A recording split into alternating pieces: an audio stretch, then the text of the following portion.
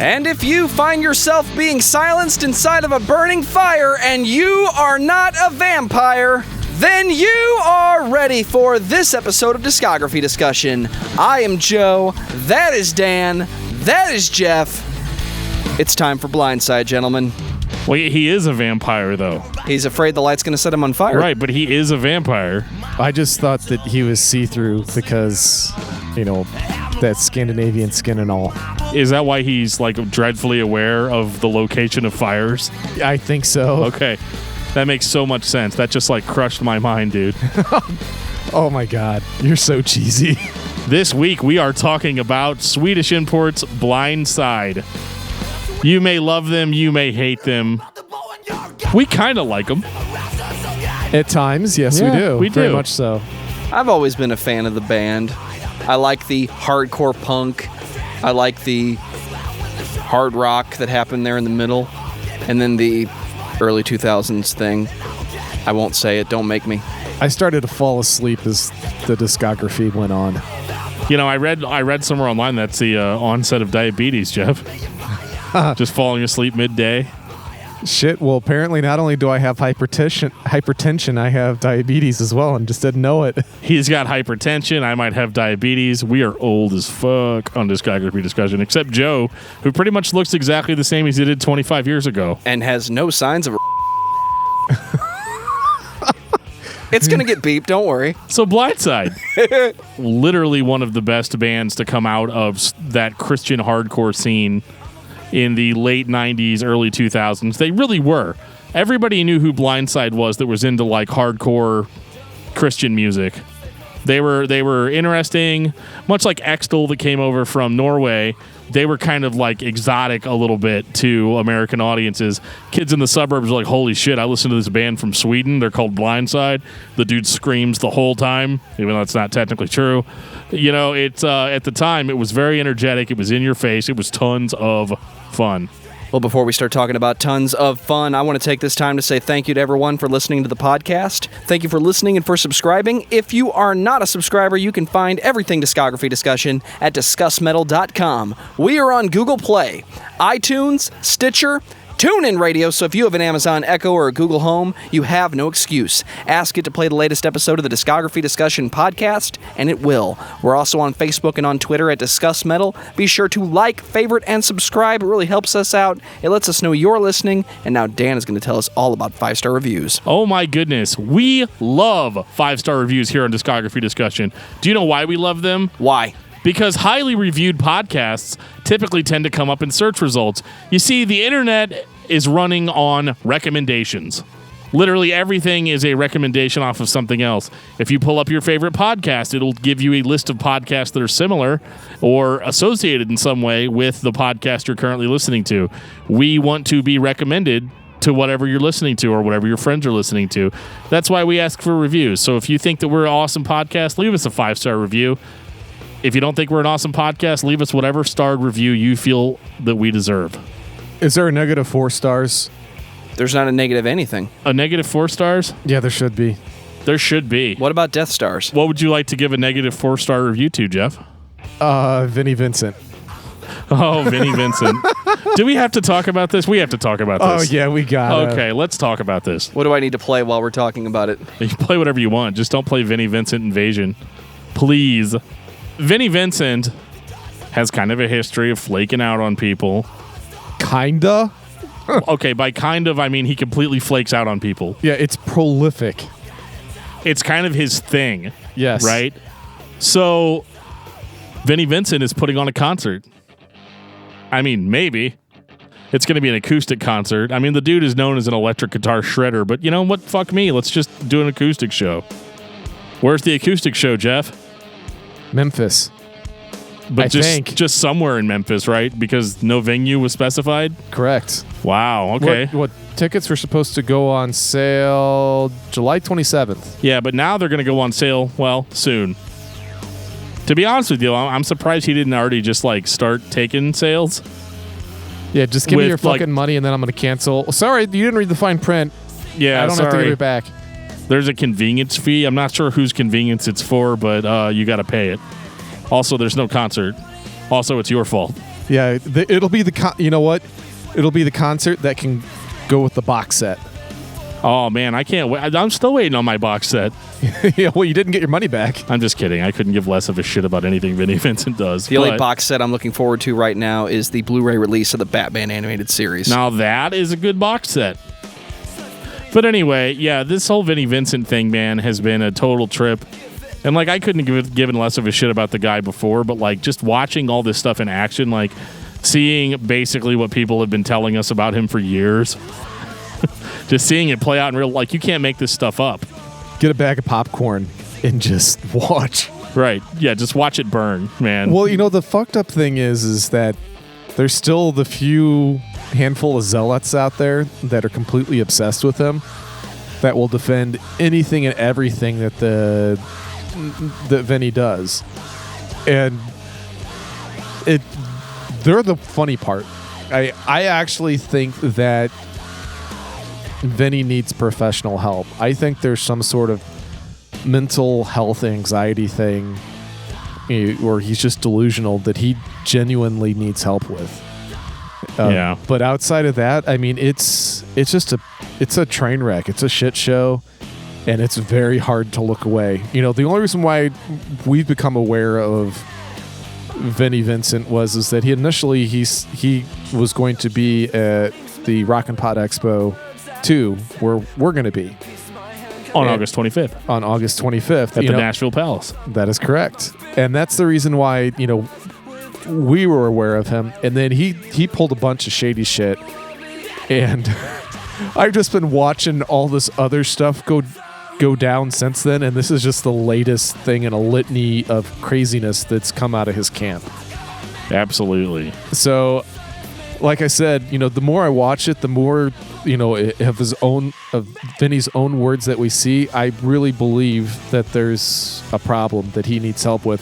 And I think that there's people that are taking advantage of Vinnie, that are just milking him for everything he's worth. Like elder abuse? Kinda. Is something like that. I think that somebody needs to be able to step in and take, you know, since we're talking about vampires, take the vampires away from Vinnie. Because I think Vinnie could just go peacefully into the night, which is probably where Vinnie wants to be. Something interesting that happened this week that I was not expecting. See, I'm a huge fan of the band Tourniquet, and we were talking about Iced Earth recently.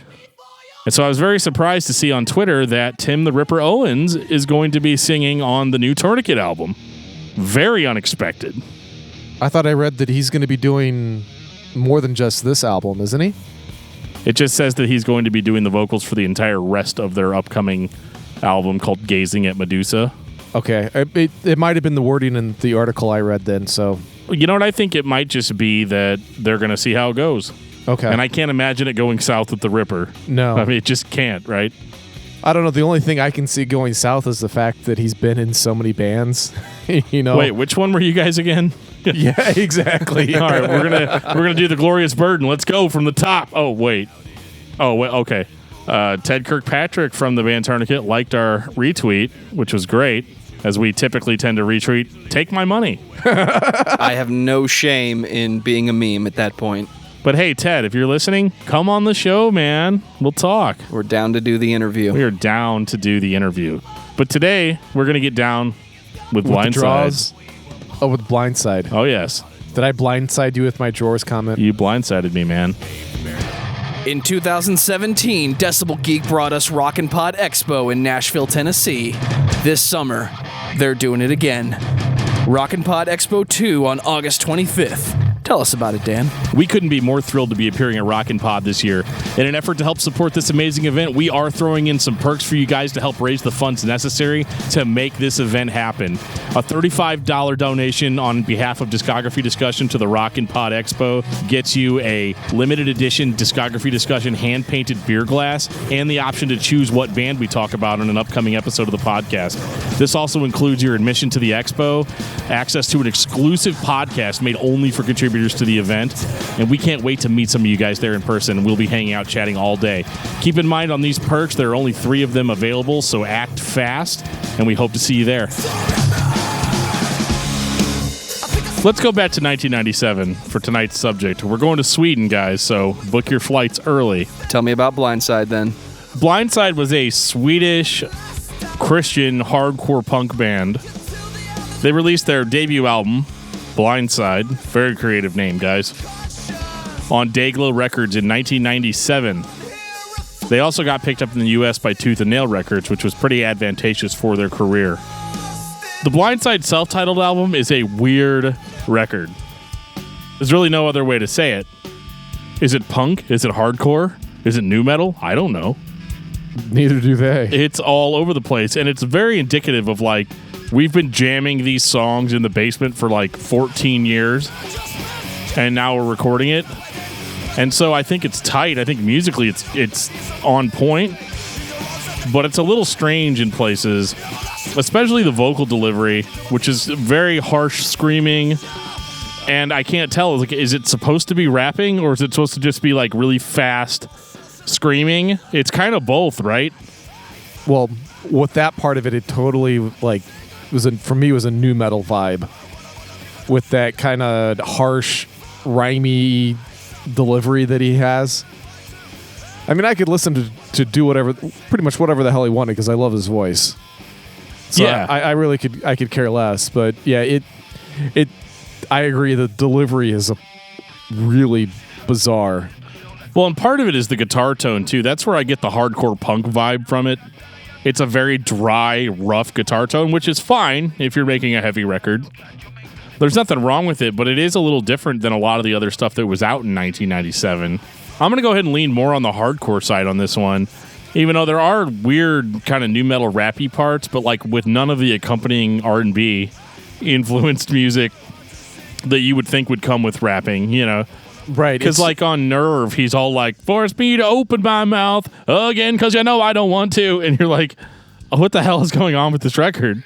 Chaotic to a certain extent. It's definitely an amalgamation of a bunch of stuff. I didn't hear this album first. I heard Silence. And I made my way backwards through A Thought Crushed My Mind. Thank you, Dan. And then Blindside was probably the last album I ever heard within reason, because, you know, the newest album wasn't out yet. And I was surprised how much like Me Without You, Black Flag, you know, Henry Rollins, and even Iggy Pop and the Stooges I got out of it. I don't know where they got this from. I tried to put a finger on it this week, looking back on the original definition of emo, where there was a lot of talking and then just expelling of what you were thinking. But that's not really what they're doing. I would almost put this album in the same pool as Dillinger with their first couple albums. I would go that far. I think this sounds like the Refused. I think there's a huge Refused influence here. Yeah. Not so much with like the electronics and stuff that the Refused used, but like I think every band in Sweden, especially at that time that was starting out, you know, was at least aware of the Refused. And probably looking up to. Correct. There's another band from Sweden that also came out on Tooth and Nail Records around the same time called Self-Minded. And their first album is pretty similar to this as well. So I don't know if this was just like representative of what the hardcore scene was back then. I think I'm probably onto something with that. There was probably tons of other bands that sounded like this that we just never heard. Well, this was the mid-'90s when it was okay to scream in a band and not really be that good at screaming. You know, before screaming had a definition of what was good screaming. Right, it was like pre-metalcore, you know, like pre-established. Leftover from thrash. A little bit, yeah. So there's, you know, I actually really like the screaming on this. It's the clean vocals that I think are kind of weird. Because Christian obviously has a good voice in there. And you can hear traces of that good voice on this record. But like his melodies are a little off, like the song Superman. He just doesn't have direction. His melodies are very off-putting. Somebody's got to tell him or work with him. It's a bunch of dudes that recorded an album together, and they're the ones that are in charge, and they're responsible because they're not exactly sure what to do. Yeah, they needed a big brother, you know, to hold their hand walk them through it and show them the ropes. I think they had to learn it the hard way, and I think that's what we see on this first album is them learning it as they're going along. Right. Well, that song Superman is so directionless when it starts. It's my least favorite song on the record, even though it was kind of a big hit for them, I guess, if bands like this had hits.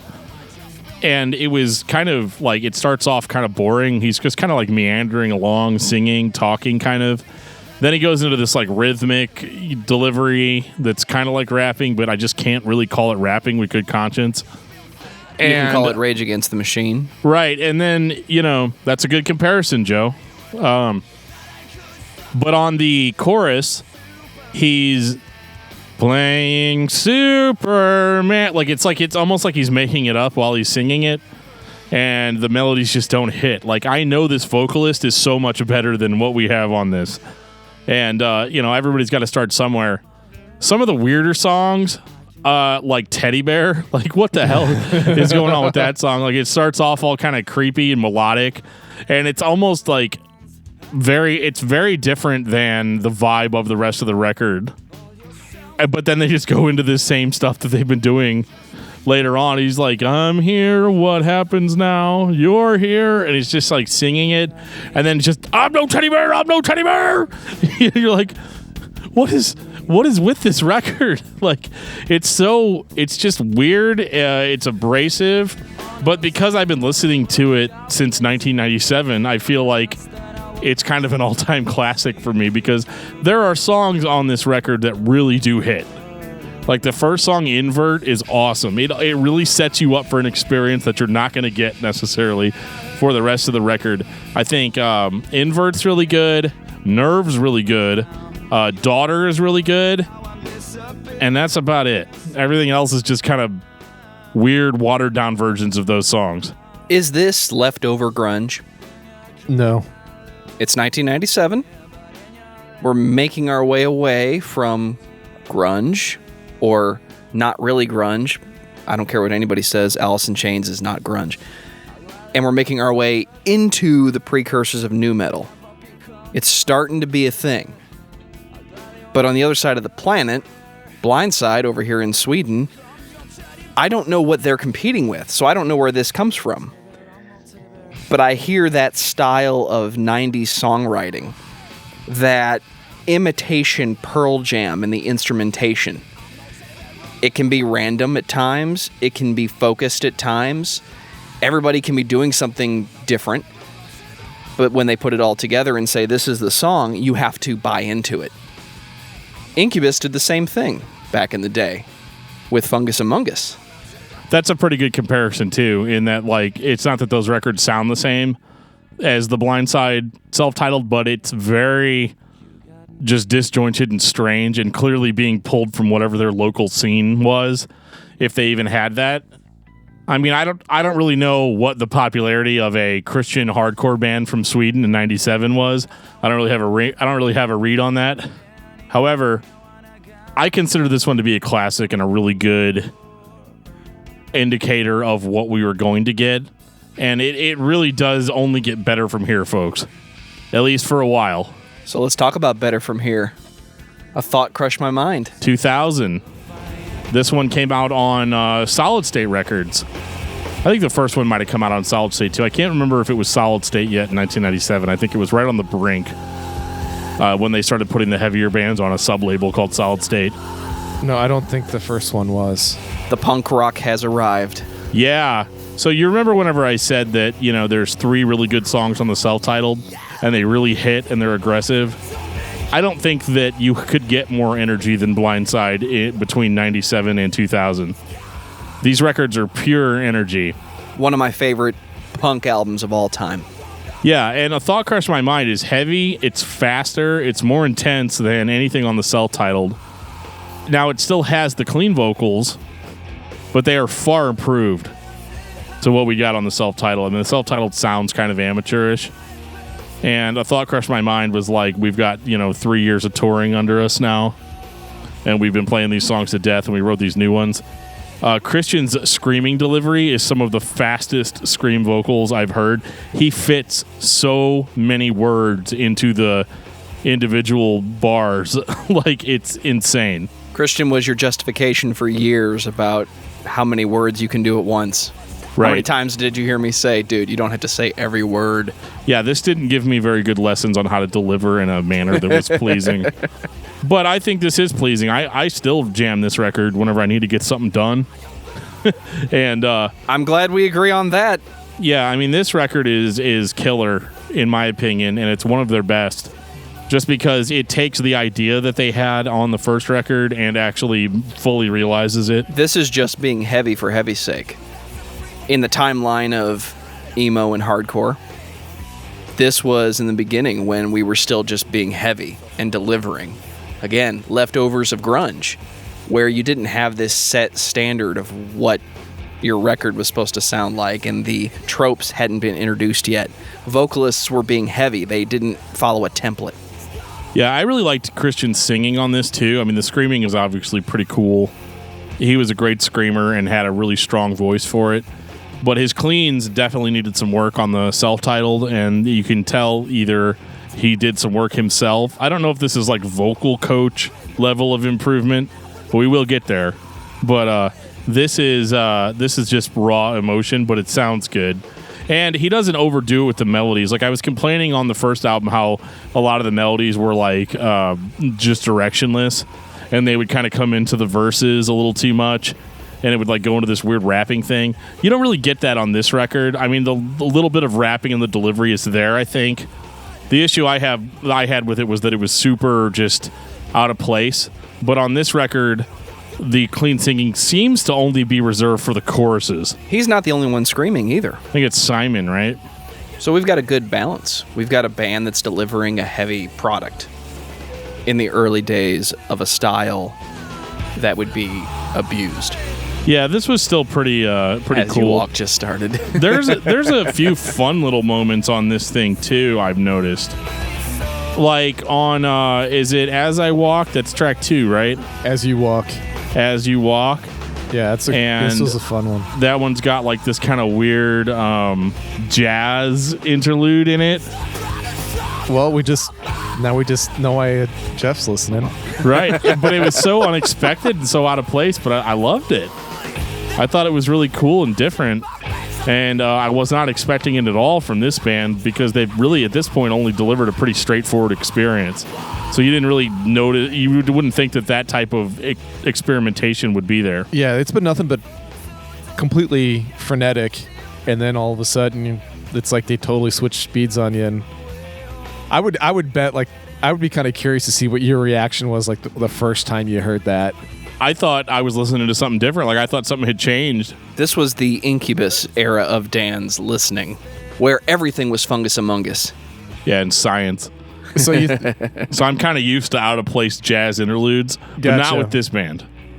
Yeah, I was wondering, were you thinking somebody, like, all of a sudden you bought a burned copy and somebody accidentally fucked something up in the middle of the song? Well, do you remember when you used to download MP3s? Oh, yeah, and they would it'd say one name, and it's definitely something different. Right, or a lot of the times, in order to fight piracy, the record labels would actually release, like, dummy MP3s that would have, like, the first minute of the song, and then it would just, like, a lot of the times it was just, like, a high-pitched screech or something. Yeah. You know, like they were punishing you for downloading it. And so I thought it might have been something like that, but no, but when you really listen to it the works. song would be really boring without it. Right. There's a similar break in My Mother's Only Son as well, and that is equally as awesome. It's a super long song, but with the interlude in there, it sounds like it was always supposed to be there. My Mother's Only Son, I don't think is as good of a song as You Walk. Just because it's very repetitive. I mean, he spends most of the song just, maybe the one that screams the most, screams about himself. Maybe the one that he just says that so many times. So, like, I was actually pretty excited to hear the break whenever we got to it because I was like, shit. And then the break's over and he goes right back into it. And you're like, God damn it. You know, but, I don't think it's very long. It's 5 minutes and 43 seconds. Okay, so it's not Swallow the Sun long, but it is a longer track for this band.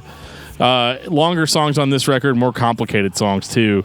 But I guess probably the standout track on this record, I mean, I think we're all in agreement that King of the Closet was the highlight of the record. I get to play it twice, right? Yeah, Joe is crazy about this song. I want to do an entire band of just this and call it King of the Closet. Yeah, this had a video. Did it really? Yeah, it's as insane as you can imagine, just based on the song.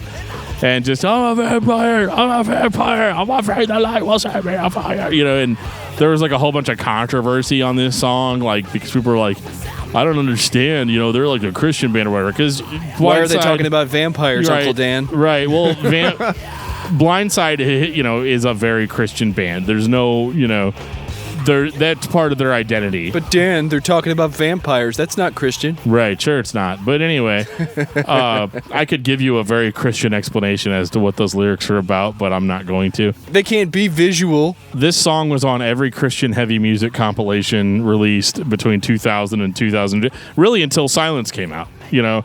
And it was, people were like, oh my God, who's this band? This is whenever they did a lot of touring in the United States with POD. And that would become pretty instrumental later on. POD had always been kind of trying to break Blindside into the mainstream. I have POD to thank for my my Blindside exposure. Well, yeah, in 2001, Christian was on the song Anything Right off of POD's Satellite. And his clean singing was a lot better than we'd heard on this even. Yes, it was. And so there was a lot of hype for the band. I remember when they put out the Boom video, it was them playing ping pong against Team Sweden, and Team Sweden was Blindside. Yeah. And then that was like literally right before Pitiful dropped, you know? Yeah, and I'm going to correct you. It's table tennis. Okay. For us serious players over here. Right, I don't want to offend anybody with I'm bringing back a classic. Jeff, get out of my house. Get out of here. You liberal hippie piece of shit. If you only knew. I'm going to bring us back to the subject at hand and say, are we good on this record? This record is awesome. You should check it out. If you are a fan of the heavy Blindside. Yeah, it's a lot of fun. This record is tons of fun. And honestly, if you're not sure between this one and the self-titled, just go with this one. Yeah, and I don't even think it's close. There's it's the energy has been focused. That's the best way I could explain it. Because there's a ton of energy on their self-titled, and they're starting to figure it out. 2002 Silence on Elektra Records. Where did this come from? Pretty big step up from Tooth and Nail to go to I mean, I know Elektra's defunct now, but back then it was a huge deal. That was the record label that had Metallica, man. They were number one. Absolutely. Well, I'll tell you what was number one in my heart. Are you making fun of me? Was the song Pitiful, which was the first single released. It had a video. The band was just in a gigantic concrete box. It was an early 2000s metal video. It was so much fun. However, this record wasn't as well received by me because you got to think, right now, I'm still, in 2002, I'm thinking that Blindside is still the band that put out A Thought Crushed My Mind. So there was a little bit of hesitation going into this record because it sounded so polished, so clean, so, obviously a vocal coach was involved. Christian singing is 1,000 times better than it had ever been, and they really capitalized on that. However, he still screams, and he kind of eliminated some of that weird rapcore stuff he was doing before. And that really helped. Gone. That really helped a lot, and it gives his screams more of a hardcore emo edge, than they had before, where it was just more straight punk hardcore. And this record absolutely exploded like an atomic bomb. I mean, it was everywhere. Yeah, I can't tell you how many times I've just killed my voice trying to sound like him on this album. Oh, I bet your throat was sore, man. Dude, I don't know how he does it. It's just unbelievable. This is one of my all-time favorite albums. If you're lucky enough to be a Patreon supporter, this is our first Patreon episode, I believe, was Silence. One of the first, yeah. And my God, I can't tell you. This album was so important in my life. It meant so much to me, and kind of like how we've talked about The Contortionist, this is one of the few times that I can actually tell you lyrics on songs is on this album. So that should tell you how many times I've listened to it, if I can actually tell you Is I, hammer those nails into your beautiful hands, stuff like that. Like, I never, ever can quote lyrics on songs, ever, and I can on this album. So it's super important to me. I love it. We talk about Hopesfall a lot, being the band that was ripped off by the emo artists. But we don't really mention Blindside. Emo had a very similar vocal delivery to what he's doing on this album. And I ask myself, why do I believe this, but I don't believe the bullshit? Sometimes I like listening to Under Oath, but for the most part, I make fun of the fact that, they sing high monotone. Do you know how hard it is to sing high monotone? Well, apparently it's pretty easy because everybody was doing it. I could never do it, but so people did it. I'm wondering, why do I believe this? Because this is a similar delivery. This is more akin to the Linkin Park, Papa Roach type nu metal, though, musically. Right. You could say there might be a little bit of an emo influence in the vocals, but musically, this was a wet dream for anybody that was really into POD, Satellite, really into stuff like I said, like Papa Roach, maybe even a little bit of Disturbed. It was definitely, in that vein. And that's why they got signed, because that was the hot shit, whenever it came up. But this record is not hot shit. This record is extremely well crafted. Yes. And what I mean Good by that choice of words is that the hardcore fan of A Thought Crossed My Mind, or even the self-titled, might hem and haw about the fact that it's not as heavy as the other records were, and that it's not all screaming. There is actually a sizable amount of screaming on this record, but the music, the guitar tone has totally changed. It's like this clean sheen bullshit, but it's not bullshit in the sense that these songs are extremely well written. This is an album that you could criticize for being overproduced until you're blue in the face, but there's no denying the songs. The actual song craft is amazing for what was essentially being set up as a hot band of the week kind of thing. And this record, I think, delivered in a way that nobody was expecting. This album is the closest I ever feel to God. Then how come you don't get all the angry emails about when we talk about religion on the podcast? Well, I get you claim to be a Christian, but some of the stuff that you say, but I'm a terrible influence. But seriously, this album hit when I was at a really, really, really tough time in my life, and my God, it really it's uplifting. I think that's one of the other things I really like about it is that it's metal. And it makes you, feel emotional, especially if you listen to the lyrics. I had recently lost my grandfather at the time, he's my hero, he's my idol, he's who I strive to be in life. So lyrically, a lot of the stuff brought me back, to him. And I think that's the most important thing for me on this album is that connection that I was able to make. It reminded, lyrically, reminded me of the morals and the quality of life that my grandfather lived, and the lyrics on this album made me strive to be and see all the problems that I've had and in my life, especially like stuff like with sleepwalking. I just kind of not paying attention and just veg out, and there's all these things going around me that I could be doing and could be doing better. Yeah, and not to cut you off, sorry. No, did you have go more? for okay. it. No. Well, for me, this record was, like Geoff said, very uplifting. Really made you. I was religious at the time already, so the lyrics kind of were like, oh, okay, it's a confirmation of my beliefs or whatever. But this is also part of like what we've been talking about for a long time about, how post 9/11, most bands that were to survive the nu metal blackout, that for whatever reason 9/11 did a lot of damage to nu metal. And part of that is that the bands that survived were the PODs and the Blindsides and bands like that because they had an uplifting message. And, this was Christian rock at a time when they finally started deciding that, like, it was okay. It wasn't cool to, shove religion on people's throats. So what you actually are getting here is not some like God's gonna judge you type of metal, because there's a lot of Christian metal out there that's very judgy and very intense and a little over the top in my opinion. But this was more like, no, we believe in God, and this belief is what has carried us through dark times, and it was very relatable on a real life level. Whereas I think before that, either a Christian band wasn't taken seriously, but I think post 9/11 everybody was looking for a little bit of hope. And Blindside had that. They did. I think it's rock, pop rock.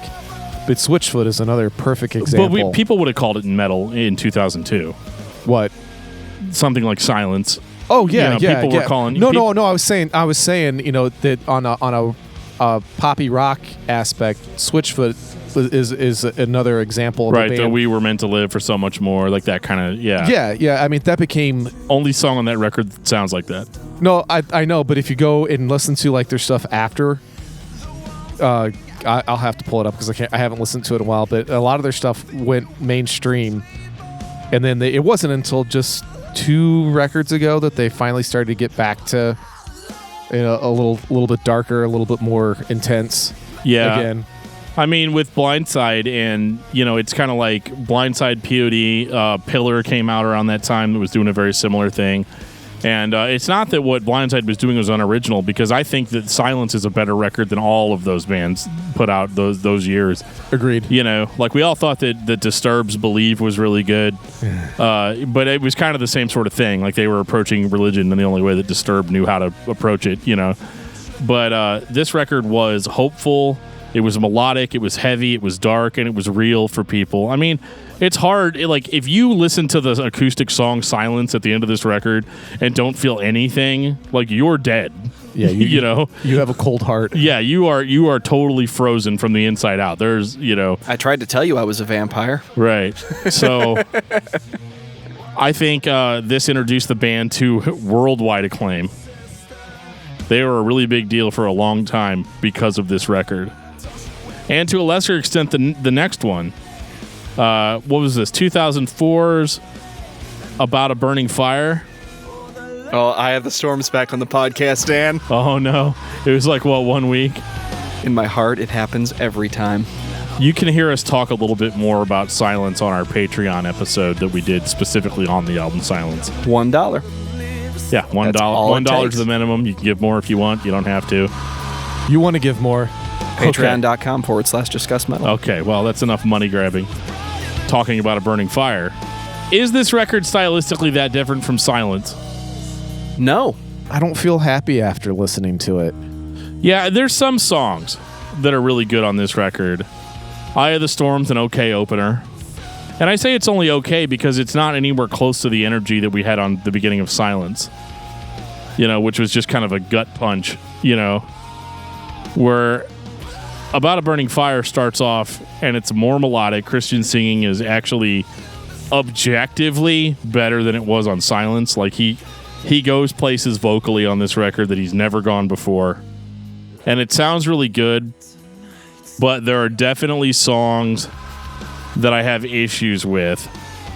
One of the biggest ones was the song that starts, I don't even remember what the name of it is because I always skip it. It's can you help me out, Geoff? I think it's it starts with SH. Shekinah, I think. Shekinah, yeah.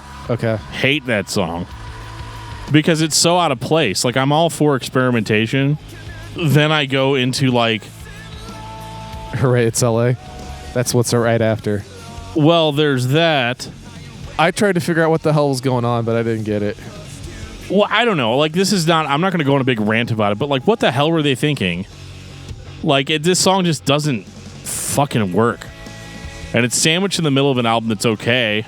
Hooray, It's LA didn't change my life or anything, but it was at least more or less in the same, sort of in the same vein. I don't know. I don't know what to say about a band from Sweden that started off as a Christian hardcore band singing songs about fucking LA. But whatever. I didn't dig it. One of the best songs that I did like on this record was Follow You Down. I thought that sounded like something that could have been on Silence. It starts off heavy. But there was something a little weird about the playing. Does it just seem like the energy level in what they're playing is just so subdued. Yeah, that's what I was getting at. That's part of the reason why it doesn't make me happy listening to this album. It's just like, yeah, I just had this vision of a producer like running in, like they probably get into the studio and start jamming like the old stuff or something, and then the producer runs in and is like, "You guys all need to calm the fuck down." It's the same producer from Silence, though. Yeah, like Fall You Down is good, and I'm trying to really think of another really good song on this record, and it's hard. Eye of the Storm doesn't count. Eye of the Storm's an okay opener. Yeah, but it goes on a little too long. All of Us was a really big single, and it was okay. But it's like, you've got Christian is now gone from being like a hardcore screamer to kind of more of a smooth vocalist. But like this is almost like you're like pop crooning now. And it's definitely a step away from, I think, what the fan base wanted. And maybe they didn't give a shit about what the fan base wanted. Give me that money. But yeah, they're like, man, we could take this guy's voice anywhere we want. And they did. They definitely took it up a notch. But to me, the more sleek it sounds, the less real it starts sounding. And that was the biggest issue I had with this record, is that the vocals were so produced and the music itself was so like somebody tranked them, that like I just couldn't really get into the songs, because now you can't even really call this metal. This is the transition from being considered a metal band or a heavy band to being pop rock. Yeah, it's alternative pop rock. And that bothers me. Now at the end they did throw on a song called About a Burning Fire, which is like 2004 Blindside trying to make their best approximation of what they think they used to sound like before they put out Silence. I think it can fool the casual listener to be like, yeah, man, they're going back to their roots on this one. But like, really listen to it. It's still not even close to anything on A Thought Crushed My Mind, or even on the self-titled, or even some of the heavier songs on Silence. Right. It just doesn't really hit the way they thought it would hit. And I think, honestly, they thought that the fan base was going to be pissed off when they heard this record, possibly. So they threw this song on at the end where he's like yelling and screaming over it. But again, it's so well produced and so pop sheen that it doesn't hit the way it's supposed to hit. More bands, my opinion, need to practice with a fucking metronome. Here's why. When you take a band that thinks it's all about the energy, and they all hang out in the basement together and they write A Thought Crushed My Mind, they lock in so much on the idiosyncrasies of each other's playing and the discrepancies, because drummers and guitarists and bass players and even vocalists run off on a fucking tangent and then come back, and you're allowed to fluctuate and change the time signature, guys. You can play fast and then play slow. If you really listened and counted the Black Album by Metallica, you'd be surprised to find out how many tempo changes are actually in those songs. They're subtle, but they're there. The point being, when you take a band like that in the early 2000s and you put them in a studio with a producer who may or may not be a fan of their work, they're going to do the studio thing. They're going to tell them you're playing to a metronome. And for most bands, that takes out all the energy. It doesn't have to. But if you'd been practicing that way the first time, it would be a familiar feeling. Automatically, we feel like we're playing slower. But if you actually, turn the damn thing on at practice and wheel it up to 144 and find the tempo where the energy is, all of a sudden you go into the studio and you're used to playing that way, and the energy follows. Thankfully, that is a trend that disappeared in the late 2000s. It just bothers me as a fan that a band would do something like this, in the sense that, again, hi, I'm Unpleasable Metal Fan. Have we met? Ladies and gentlemen, Unpleasable Metal Fan. Hello. Great to be here, guys. Did you find what you were looking for this week? I'm pissed off that they went to pop rock. I think I've been very clear about that. But I'm like almost more pissed off that they made a song that they thought was going to appeal to me specifically. Like, first of all, that's like one track out of like, what, fucking 10 or 11? Are we counting the song you don't like? No. Okay, then yeah, it's about 11 songs. Good. So this song is very like them trying to make some kind of compromise, like some kind of peace offering to Unpleasable Metal Fan. Want to let you know, Unpleasable Metal Fan does not appreciate peace offerings. Because, again, this is what 2004 Blindside thinks that 1998 Blindside sounded like. And it's not the same because all the energy, like, it's almost like a fucking toilet bowl. It starts off with a really strong swirl, but after a minute or so, maybe I need to have my toilet fixed, but after about a minute or so, all of that energy is just drained down the fucking toilet bowl. And there's nothing left. He's like, I thought about your love. Only way smoother than that. You know, and then he basically pukes out a scream at the end of it, and the whole thing just leaves me feeling fucking empty and dead inside. It just dredges along. So are you saying you didn't find what you were looking for this week? No. Ladies and gentlemen, Unpleasable Metal Fan. Have a good week, guys. 2005, The Great Depression. So this was not, as far as I know, this was not released on Elektra Records. Either Elektra Records didn't exist or they let Blindside off. This, as far as I know, was considered an independent release by the band. Yeah, DRT Entertainment. I don't know who the hell that is. Yeah, so they did this themselves. Are you happier now that you have The Great Depression? A little bit. And that's the most truthful answer I can give, because this is very much the same band that put out About a Burning Fire. And there's no doubt about that. However, this is where I started getting keyed in that maybe Christian had a little bit of help vocally on Silence and on About a Burning Fire. Some studio magic? Yes, because on this record, just having limited studio time and not having unlimited studio time and being able to do a part over and over and over and over again until it's perfect, Demon Hunter. So what you're getting with this is you're getting a little bit more bare bones approach. Now, they're still trying to write poppy songs. There's no doubt about that. However, Christian doesn't sound quite as good or quite as sheened as he did on About a Burning Fire. The performance is the same to my ears, but the microphones are not. And this was definitely the early 2000s where not every studio had $10,000 microphones. Most of them had Rode NTKs, and that was all anybody used, if that good. And the performance is more or less the same, but it is much more impassioned, and that's actually what I like about it.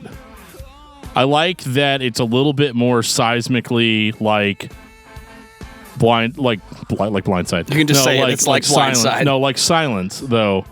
It's a little screamier in places. It's a little bit more spastic, which is something that they were known for prior to About a Burning Fire. So it really was, if you wanted to call this a back to basics approach, it very much is that, but there's a lot of newer elements in there that weren't there before. So what you have on this record is slower songs for the most part, but they're slow and dirgy. Well, they're depressing. There's a few high energy songs, like maybe 2 or 3, but the singing doesn't soar as high, and he actually falls short in a few places and even goes out of key a few times. But what I liked about this is that you had very insightful lyrics that were about the band's trip to Africa, and they just saw kind of the pain and the poverty that existed in some of those countries. And all of that reflected with the making of this record, right down to having an individual story, which Geoff is going to tell us about. Yeah, I don't know the exact specifics. I know if you really want to go down the Google rabbit hole, you can find out exactly what happened. But I know on Yamkela, they wrote about an individual that they met that was dying, essentially. It was a young boy. He was a kid. Yeah, he was a kid. And it really struck them. They wrote about it, about the impending death. And then as they're, touring or something, they actually end up, the kid is at one of their shows after the fact, and it was one of those like, oh my gosh, you're alive kind of moments, the freak out moment. And that's the kind of stuff that's kind of cool about this album is that, as Dan has said, is, that impact that trip has had and the influence it had on the music. And I might like albums that are like that, because Sunny Day Real Estate has an album called How It Feels to Be Something On that has a very similar vibe because of an experience, that's life altering, because you're seeing honestly, what is known now as first world problems, and you realize, well, shit, life really isn't that bad. We think it is, but it could be a whole lot worse. And then when you get exposed to it, it really tends to change a person. Yeah. This record is very dark. Probably the darkest Blindside album out there. I got the same feeling listening to this that I get when I listen to Polar Similar. It sounds like an audio representation of real human tragedy and explanation as to how bad things really aren't. I think there's some very real things going on in this record. And I really enjoy the fact that his singing isn't quite as good and not as polished. And either that was an intentional choice or he just had so much studio help on the last two records that there was no place for it. It feels real again to you, is that? It feels very real and very cutting. And there's actually a song that I tear up on towards the end of the record called When I Remember. No, I think that's the last song. Because he's basically talking to God, and he's like, that he's depressed and lonely and doesn't have anywhere to go. And he says, but then I remember who I am and I remember who you are. And there's that same hope that we were talking about in Silence. And yeah, it's religious. It might sound cheesy or whatever, but it really hit me on a personal level and was a huge highlight to me. And again, it's kind of out of my wheelhouse because this isn't metal by any stretch of the imagination. This is a dark, broody pop rock album. And it has a lot of different elements. I like that he goes into the screams more and that it's a little chaotic then. You get little hints of the old Blindside in there. And I definitely like hearing that. But this is a predominantly clean vocal kind of affair. And if you're not ready for it, it could definitely drag you down a little bit emotionally. But I feel like it picks it back up towards the end of the album. Yeah, it definitely caught me off guard. I mean, I know it was going to... I was hoping that now that it was no longer a major label release, they'd get back to their bread and butter, and to a certain extent they did, but I didn't realize how depressed I was going to be after listening to it. Well, they warned you. Yeah, they did. I wasn't quite expecting it. I know sometimes people say those things tongue-in-cheek or they're joking. Nope, they weren't joking. There's a song on here called Fell in Love with the Game. And he basically just screams the chorus. I fell in love with the game and I forgot your name. And there came a point where he's like, and we were kicking and gouging in the mud and the blood and the beer, which is a Johnny Cash reference to a song called A Boy Named Sue. But again, it didn't come off cheesy like that. Like, it really felt like that was the most important, real thing that they could have said. And it's definitely a song about being at the end of your rope. And there's not a positive resolution to it in that song. And I just loved everything about that song. And I loved the energy that they brought with it and the realness. But, the metal fan in me was still a little bit like, man, this record isn't the same Blindside. Like, we no longer... The Blindside that existed all the way up until Silence is dead. Like, that band doesn't exist anymore. From here on out... we are stuck with the About a Burning Fire Blindside. Are we still a Christian band at this point? Oh, very much so. Yeah, absolutely. So let's talk about the stigma that goes along with being a Christian band, where you can't put out a record or a song that doesn't have a positive resolution. Dan would argue that sometimes it's okay to tell the story that lets that person know they're not alone, even if it doesn't have a positive resolution. I think anybody that wasn't there and didn't write the album and didn't experience what they experienced can shut the fuck up, is what I would argue. You've gotten that pushback. Well, how can you write this song without a positive resolution? Yeah. Well, the song doesn't have to have a positive resolution. That's not the message of the song. Well, those people are idiots. They just want to live in this religious bubble where everything's happy and sunshine and rainbows shoot out of their ass. And that's not what I'm about. That's not why I listen to heavy music or dark music. It's because I had some heavy and dark shit happen to me over my lifetime, and this is what I relate to. So, this record was mission accomplished on that. So you would agree then that it's okay for the message to not always be positive. I don't think there is a message necessarily on this record. I think with Christian music, there is this idea that there's supposed to always be a message or some kind of prevailing thing. But, like, you know, I don't talk to other people that are religious that, you know, when every time they're speaking to me, they're trying to push something on me. That's, like, literally the most negative thing about religion and why people hate it and reject it.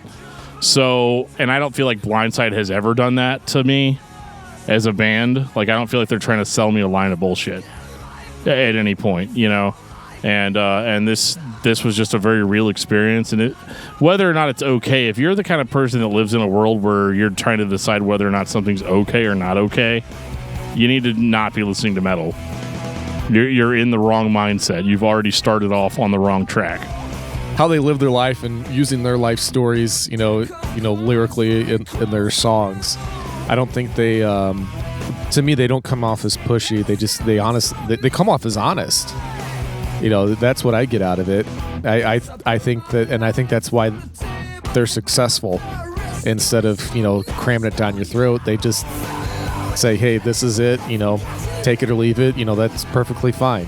So it's kind of a shame, right? That's all great. They've basically done pretty well, right, up to this point.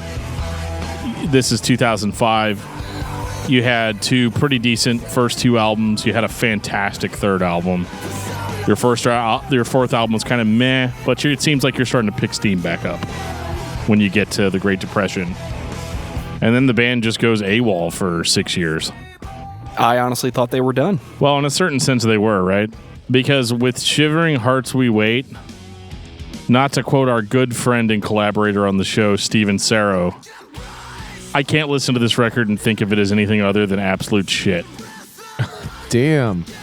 I'm glad we're in agreement. I was afraid we weren't going to be. It starts off like, oh yeah, we're Blindside, but it's like starts off with this like, I don't know, like this like weird syncopated AC/DC bullshit. Like it's just like they weren't gonna go back to the arenas on this record. I don't think they did go back to arenas. No, I don't think they did. And if they did, it was only in Sweden. Yeah, because this is just a pretty short record of pop rock songs that really don't hit me on an emotional level at any point. Wow, this record really is only 37 minutes long. It's really short. Yeah, super short. I just nothing really connects with me. Monster on the Radio was their big hit. I know that got played on like Swedish radio for a while. Like it was a big deal for them, but this just doesn't really sound like Blindside to me, and I'm just not really into it at all. Like, did we take a break for 6 years and decide to make a record again? Basically, yeah. I don't know if my last rent check bounced or something, or you know what the deal was behind it, but this was a record where they were really trying to catch that fire that they had on About a Burning Fire and Silence, and it's just not there. I don't hear it. It lacks the realness of the Great Depression, in my opinion, and it really just, I don't know if this is the same band that put those previous records out who listened to this and was like, this is great. Cut, press. It's almost like they had a little bit more on a record deal that they had to finish up. Something like that, yeah. But then I look at it, I'm like, nope, it's a different label. And I'm like, oh, wait, well, maybe this label bought the rights because the DRT went defunct in 2009. And this came out in 2011. I mean, no, you're right. You're right. Sometimes if another company buys the assets of the label or whatever, that you know there could have been something like that. Now they did put an EP out between this record and About a Burning Fire called the Black Rose EP, but as far as I'm concerned, that one's pretty much absolute shit as well. Right. I'm not connecting with these songs at all, and it could just be that after 6 years, I'm just not emotionally connected to Blindside anymore. Like, they were a band that I liked when I was younger, and then now they're back, but they're not really back. Like, there's like some weird Skillet shit going on this record, and I'm not into it. I don't have enough invested in this album to say one way or the other. Other than the fact I think some of the stuff is pretty cheesy, like the whole like which one are we listening to now? The whole synthy like orchestra and yeah, it just doesn't work. This is the opening track. There must be something in the water. There's shit in the water, guys. You need to drink different water. like right now, or you're gonna die. Oh shit, this was 7 years ago. Fuck. We're all gonna get dysentery or giardia or. Is this why there's not a new Blindside record? Because there was shit in the water? I hope not. But yeah, this is just like, I mean, this is a hard pass. I mean, I listened to it once when it came out, and I listened to it once for this episode. And I'm done. Like, there's nothing that caught me. Because I thought, once I really got into the Great Depression, and I was like, okay, I was really heavily emotionally invested in this album. Even though the music wasn't heavy as what I'm used to listening to, I'm okay with it. And then I hear this one, and I'm like, well, maybe it's going to catch me, too. It did not catch me. I wanted to like it, just like how I've liked it, pretty much all their other stuff, even if it's just been somewhat liked. They've always had like a special place in my heart because Silence was just so profound for me. So I've been willing to give these guys a bigger pass than I have with other bands, and I just couldn't do it on this one. The funny thing is, I think this one got like really good ratings, like reviews. Got really good reviews. It did. And I don't know if it's just because everybody forgot or what. I think it's because this was Blindside, and oh look, everybody, Blindside's here. Well, I mean, he screams a little bit on this record. Like it's like there's places where they try to make it sound really Blindsidey, but it just doesn't. It's almost like an era has passed or something. I mean, sometimes bands can make a comeback and it'd be really great, and it's like they never left. It's very obvious that there was a 6-year gap in songwriting between this and the Great Depression. That's just like my correct opinion. Did they do anything like side projects or anything? I don't know the answer to that. Yeah, I'm kind of curious because I'm wondering like maybe their heart isn't, another place. It's shivering. Because I just don't believe it. I mean, so I'm just wondering if they're focusing their emotion and their talents elsewhere, and this is just something they had to do. Right. There's no way that these songs were sitting in the loaded gun for 6 years. There's just no way. I think they went into the studio and wrote this album. And I've seen it happen with bands before where they go into a studio and write an album like right there in the studio, and it all sounds really good because everybody was part of it and everybody kind of turns into their own yes men. But this just didn't connect, and I see why they thought it was going to. And again, our opinions are always like a little opposite of whatever the general populace thinks. I think a lot of people love this record. If you're a fan of Christian rock, this is a perfectly acceptable record in that genre. And that is literally as nice as I can be to it. Like I said about In Flames, there's nothing really about this record that cuts you or makes you feel convicted or gives you that feeling in your balls that you're listening to something real. Nothing like that on this record. It's just another pop rock record by a Christian rock band. And it sucks because this is Blindside we're talking about. They made such a big impact whenever they got huge. But it's like the delivery, they haven't really delivered on the promise that Silence had. They get there a little bit on the Great Depression, but again, that's a very different type of record in their discography. And as far as I'm concerned, every band's allowed to have that one record that's different. But to get, to get something like this after a 6-year wait, I mean...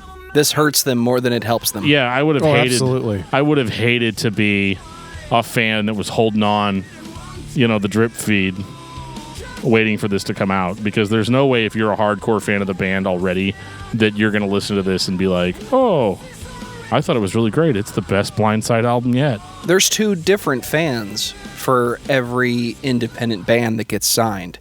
The fan of their mainstream releases and the fan of their independent releases.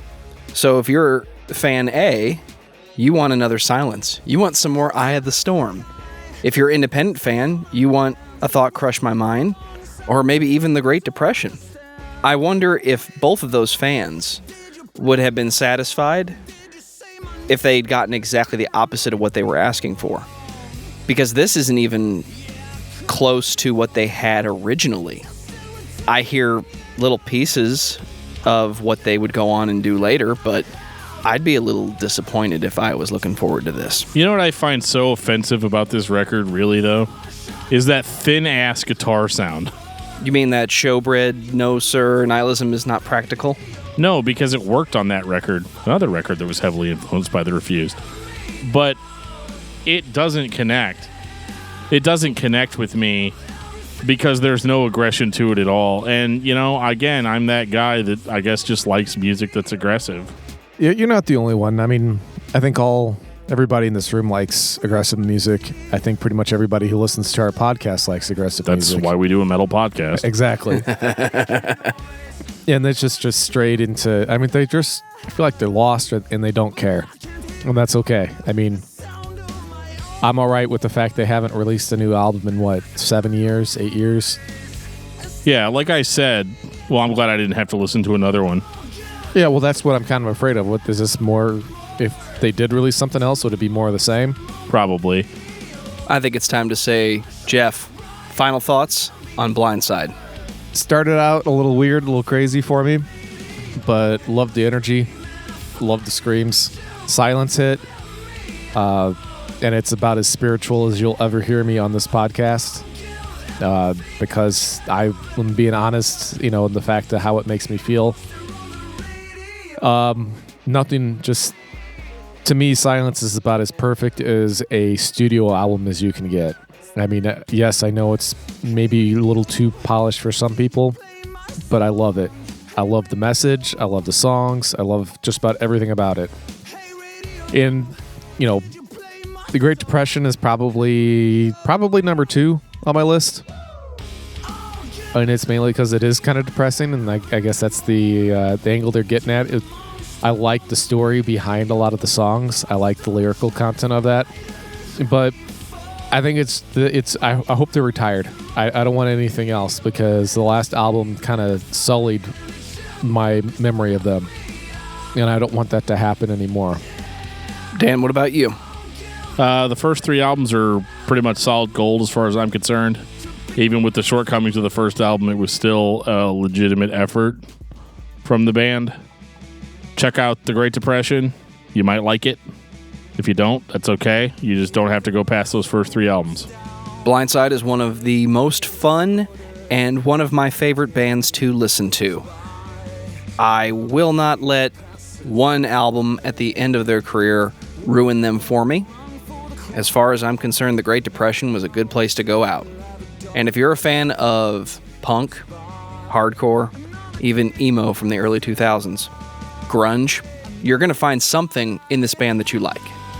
And I think everybody should start with Silence and work their way in both directions. If you're like us, you're going to get to album number 6 and say, yeah, I'm done with it too. Thanks, but no thanks. But I think you're going to find something that you love in Blindside, just like we do. We got some feedback, Dan. Yeah, we got a review on Apple Podcasts, and this is from Iron Anthony. It says, hey guys, just listening to the Sepultura episode, it's cool listening to how much you guys love the older stuff and being very clear on Max's pivotal and creative years. Max is my father-in-law, and it's very cool to listen to true fans speak so highly of him. You guys should really do a Soulfly episode. I have a feeling you guys will lose it when you hear the new album Ritual. Thanks so much. Thank you, sir. Well, how about that? Max Cavalera's son-in-law, so there you go. Maybe when that new Soulfly album drops, we might talk to Max Cavalera. I'm not saying it's going to happen, but it's something that could happen. So you're not going to say it's going to happen. You're not going to say it's not going to happen. I'm not committing to anything at this exact moment. Way to be Dan Terry about it. It's all I can do. That's who I literally who I am. We got a tweet from AC, Alt 1, in regards to episode 74, Disturbed. You gents were more gentle and objective than I thought you would be.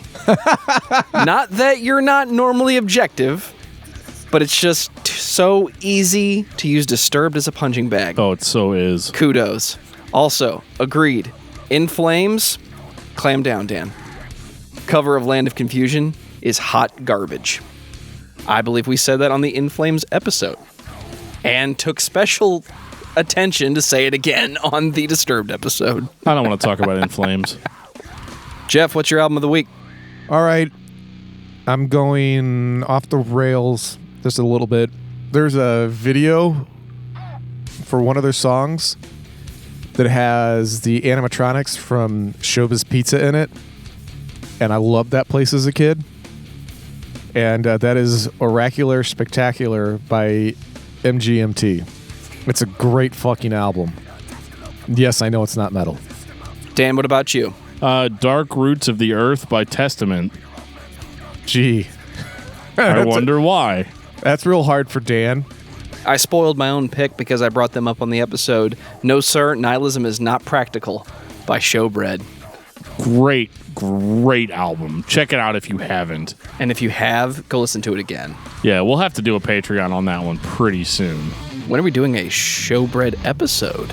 Well, we can do a Showbread episode, but I'm going to need Brandon to come back and help us with your that. mileage may vary. Spoilers. And on that note, this has been episode 75 of Discography Discussion. Thank you for listening. You can like us on Facebook and follow us on Twitter at Discuss Metal. Subscribe to our podcast everywhere you listen to podcasts, including Google Play, iTunes, and Stitcher. Visit DiscussMetal.com for all things Discography Discussion, and please send questions and comments to danandjoeshow@gmail.com. If you are not a patron, you can become one at patreon.com/DiscussMetal. We have some sweet perks. Give me your money.